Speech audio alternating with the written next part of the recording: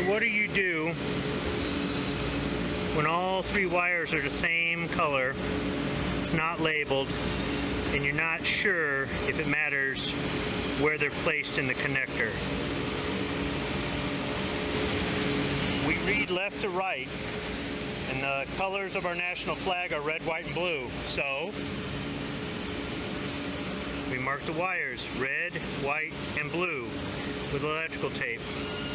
And I've got a red line on the connector showing that we're on the second pin in from the edge. That's where the red starts.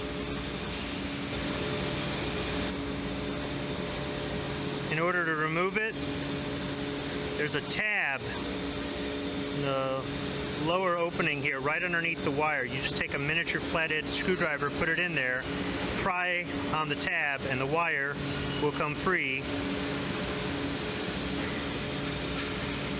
A little bit difficult to do this one-handed. You just put it in there, pry, and pull on the wire. So the proximity sensor is out. All I have to do to connect the new one is line up the wires on the connector, red, white, and blue.